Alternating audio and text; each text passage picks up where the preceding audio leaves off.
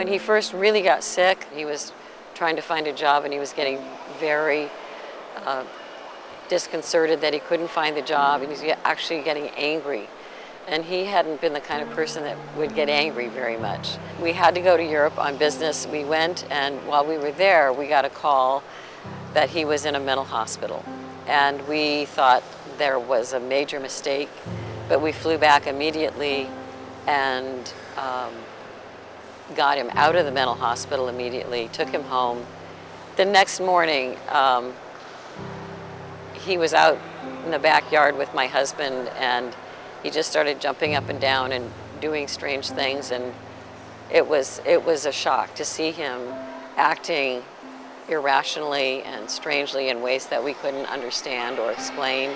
So it was like night and day from when we saw him before we left and when we came back. I felt like half of my identity, specifically the right half, like half my awareness vanished. Like there was a void there.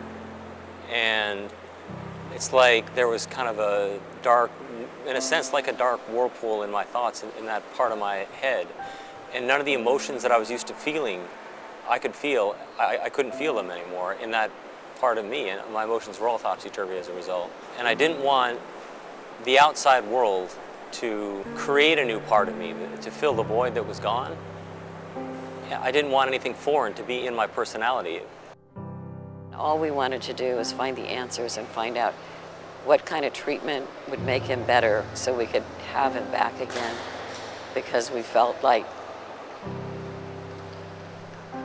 he was gone. He just wasn't there anymore. And so we said, whatever medications will work, that's what we want to do. And then it was difficult to convince him to take those medications. Yeah, you wouldn't let me not take them. I remember that, and I hated that. It was the right thing, you know, ultimately. I'm much better now because I am on medication. Their support made all the difference. For the longest time, I didn't want to admit that I had schizophrenia to myself because there was a stigma in my own mind. Finally realized at one point I was driving to work and I was feeling really stressed about work and not being able to get enough sleep and have time to myself. I called my dad up to tell him this. He said, well, you know, it's okay to be a little bit late to work. It's okay because you're doing a great job, and just so you get your work done, that's the main thing. And that's when it hit me, yeah, there still is something amiss in my health, something different about my condition than for the average healthy person. And I accepted it then, and I cried a little bit, not because I was just sad, but also because it was a relief. When you see this and you see that we're all normal people and normal acting people, that you will see that you don't have to be afraid.